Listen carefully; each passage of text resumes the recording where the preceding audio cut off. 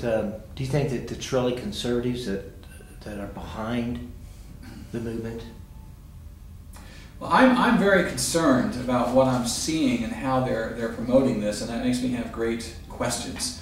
I know in the past that ALEC has done some good work in you know, to represent conservative principles in legislatures. That's its purpose. That's what it's supposed to do. But it's been pushing for this. Goldwater Institute, I would hope that they would promote the ideals of Barry Goldwater that they're named after. You know, you have to take them at face value. But we don't know where their funding's coming from. They're very coy about that. They're keeping it all very much under the table. And what concerns me even more are the tactics that they're using to put this in place. I've been in politics for 45 years. I've seen just about every tactic, every thing that they can throw at us, and how, you know, of course, I've been accused of wearing tinfoil hats and being a fringe radical for most of my life. I now take it as a badge of honor. I don't care what they say about me. But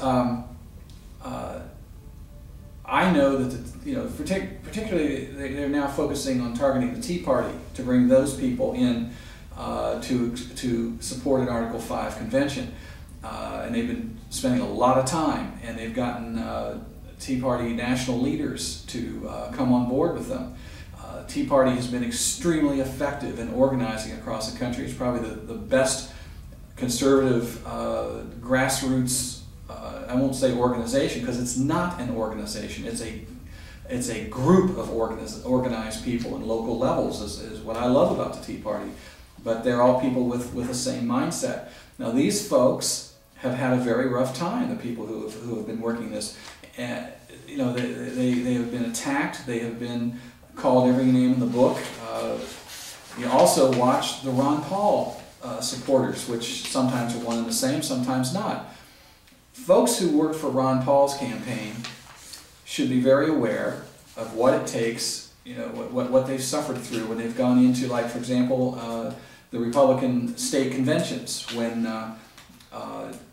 you know, they were trying to get Ron Paul on the ballot, and they were trying to get votes, delegates, and so forth for, you know, he would win a primary, or he would get a lot of votes in a primary. They had microphones taken out of their hands. They had microphones shut off. They know these tactics. These, you know, they know what raw power is up against them. Well, what bothers me is at Tea Party meetings now, the proponents of the Article 5 convention idea are using the exact same tactics that the Tea Party and the Ron Paul people and anybody like that who's tried to speak out on something that the powers that be don't like. I have personal friends who have tried to speak out against the Article 5 convention at a meeting where there's a proponent there. They're shouted down, they're shut up, the microphone's taken away from them. If they even offer to give them time for a debate on it, well, the Article 5 people get a half an hour, and these guys get 5 minutes. These kinds of tactics alone, plus the fact where's the money coming from and who are these massive organizations that are pushing this thing, all these things should come together in the minds of Tea Party people, of concerned freedom advocates, conservative activists, whatever label you want to put on them. They ought to take a long look at this and say, whether it's a good idea or not, there's something wrong with people who use these kind of tactics, because we have always fought those kinds of strong-arm tactics, and that is a great concern I have. Kind of a related topic. What about number one, the accusations that the people that oppose it are using fear tactics or fear-mongering, and then the fact that we have so many of these legislators that are basically being panicked, if you will, over the issue. Yeah. I find it interesting that when you express your opinion and say, you know, I really think that there's a great possibility that this could be dangerous, and we need to think about that, that's somehow fear-mongering. We used to call it open debate. We used to call it discussion. Now it's fear-mongering. What we're up against here is exactly what the conservative movement has faced for decades against liberals. liberals are able to take the argument down to the lowest common denominator. I liken it to a 12-year-old girl in a pet shop who sees a little dog in a cage, unhappy, and she starts crying, "Let the little thing out! Somebody help him! Somebody do something!" Well, that's the whole level of argument that we get from liberals is we have to do something. And conservatives are always put in a position where we have to say, "Well, let me explain some economics to you. Let me explain some realities to you. Why this can't?" Well, by the time you've said that much, people shut you off. We have to do something. The same thing is now being thrown at us by the proponents of an Article 5 convention. When they throw out, "Well, we don't have any time left. We've got to do something. This has to be now." And we try to say, "Well, wait a minute, because there's a problem here. We need to consider this." They come back with, "You're fear-mongering. You're fringe radicals." I'm hearing this from the very movement I spent my entire life in. There's something wrong with that, and I have concern. Well, how long have we been in a state of crisis? According to these folks, these promoters, how long have they been, telling us that this is it? Yeah, as I heard somebody say today, every year we say this is the most important election of our lives. This is the most important. Actually, every election is important. It's vital. Every election is a ratification of what direction our country is going to go in, and we have been losing and losing and losing. There's no question about that. But this election is the most important. The next election is the most important. The one we had before was the most important. Yeah, they're important, but that doesn't mean that we have to throw everything on the bonfire like a good old-fashioned book burning and give it all up. What about the attempt to make this appear like a grassroots movement? Has it been your experience that there truly has been any kind of a grassroots movement at any phase of this since the 1970s?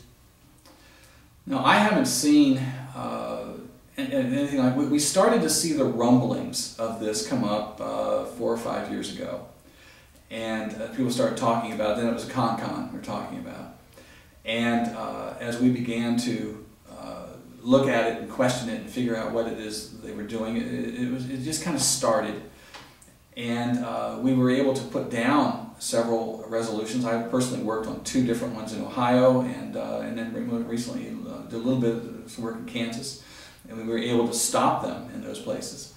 And we were questioning, you can't control a con. As I've said, earlier, it's just you're putting the Constitution of the United States on an operating table, and you're letting some very bad people who don't have any medical experience operate. And so then all of a sudden we started hearing, no, we don't want a con. We want an Article 5 convention. And as soon as I heard that, I thought, what is an Article 5 convention? I've never heard that. How's it different from a con? And, this is a gathering of the states. I love what Phyllis Schlafly said about it. She says the states are free to have all the meetings they want to have. Doesn't mean it has any meaning. You still have to have some kind of an official standpoint for it. And what is that official standpoint? Well, it becomes a national issue. It becomes a national project. Otherwise, it's not going to change anything.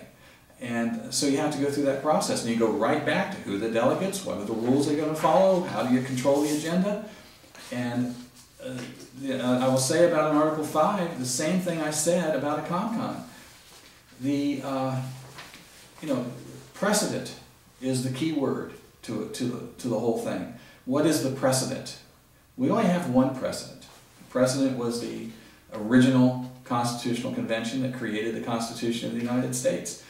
And 12 states attended, and there was 10 states that had very specific orders from their states. You will not discuss anything else but the interstate commerce issue that we are here to talk about. That is it.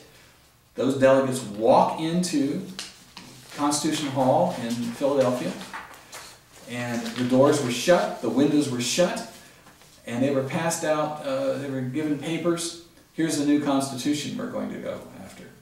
And that was the end of it. There was never a discussion of the interstate commerce issue that they went there to talk about, and the Articles of Confederation were literally ignored and a new Constitution brought together, and there we went. We were lucky that time because we had Ben Franklin and George Washington and people like that and James Madison to put a very good Constitution together. Today we have Harry Reid, Nancy Pelosi, and Barack Obama. I don't want to put our Constitution on the operating table for those fools to have anything to do with it. Basically what the promoters are saying is that the root problem that we have in the Republic is that the central government is not following the Constitution. The government in Washington, D.C. is not following the Constitution. Do you agree with that? And if you don't agree with it, what do you see as being the fundamental problem that we have? No, I totally agree that the problem is that we have not been following the Constitution. The Constitution is very clear, it's very straight, and we're nowhere near it today, and there's no question about that. The problem is that you take an Article 5 convention, let's take it at their word, let's accept what they're espousing, that we're going to have this convention of the states, and we're going to put together a series of amendments that we will get through with wording that is to our liking, and somehow we're going to get that through the whole delegate process, somehow we're going to get that through states ratifying it, states that are run by some of the very people who hate the Constitution and tell us it's an outdated document, and we're going to somehow put amendments through all those and get them ratified, and now it becomes the law of the land. Let's say that all happens. So we still have people who say the Constitution is irrelevant and we're not going to pay any attention to it. Now what do we do? The answer here isn't that we need to put changes in the Constitution or fortify what we already know is in there, and that's really what we're talking about here. We're talking about putting bunkers around the Constitution and putting some sandbags in and say, well, there's a leaky sieve here, we've got to close that. Now we're all going to follow the Constitution. Well, the fact of the matter is all these things we want are pretty much in the Constitution in the first place, and they're ignoring it. What is it that's going to make them now follow that new Constitution unless it is so radically different, more to their liking in a major way? I don't see any change coming up in there that we're going to start suddenly following the Constitution because we made some amendments to it. What do you think about the interstate compact, the use of an interstate compact to facilitate an Article 5 convention? You know, as that has been described to me, I see great similarities to exactly the way Agenda 21 has been brought together into this country. You're talking about where people in the back room are basically writing the new ideas that they want to bring into the convention, into the Constitution, and then leaders arrive and sign off on it and go home, having had no part in the debates, no part in the discussion of what it would be, just told this is what it is. I mean, that's akin to Nancy Pelosi saying, we don't know what's in Obamacare, we have to pass it so we can find it. You know, politicians are told all kinds of things, and whether it's real or not, if they don't look at it themselves, they never know. This is exactly what was done with Agenda 21. George H.W. Bush signed off on it at Rio in 1992 with 179 other world leaders. Had no idea what was in it. He was told it was good to help the environment. That's it. Okay, I'm for that. Good. Bring it in. And that's exactly what's happening. I see the same kind of process being put in place, and I find that more dangerous than anything that I've heard up till now. What are some of the solutions that you might recommend to get well, let me back up. You know, their basic premise is that it's the federal government that's out of control. Do you think that's the limit of the problems with the governments, or do you think that the states are involved in limiting our liberties and their sovereignty? Well, first of all, you know, going into history of how the United States was created, the United States of America, the states are the ones that should hold the power, and the federal government is subservient to them. The states have relinquished that power. They have allowed the federal government, which is no longer, now it's the national government, they've allowed it to become the behemoth that it is. And so the states are the ones in the wrong.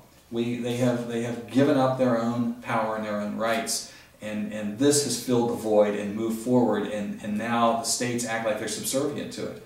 What must happen? You know, the left started the whole thing, think globally and act locally, and that's exactly what they've done. They have come up with a global plan of action to completely change human society, and the way they're doing it, they know full well how our country and our government was set up, that the local government on the city level, the county level, and the state level were to have much more influence on our lives than the federal level, national level. And so they moved in to these local communities. And it's through the county commissioners, through the city councilmen, through your state legislatures that they're passing regulations and laws and getting things done that way. And they're doing it, they go to the federal government and get the federal government to put together these grant programs that all are voluntary, we're told. They're all voluntary. And you don't have to take it if you don't want to. But then they go into the states and they get the states to pass a regulation that says, well, you have to do this, which is in the purview of the state. And then they go into the communities and say, well, the state said you have to do this. We have the money for you to help you do. We got everything you need to help you do it. And you take the money from the federal government, EPA or whoever it is, and it comes with strings attached with their agenda on it. And that's how it's happened. And so, you know, the states have allowed that to happen, and local communities have allowed that to happen. And here we are. If the local governments and the state governments stand up and take the power that is theirs, we could eliminate this.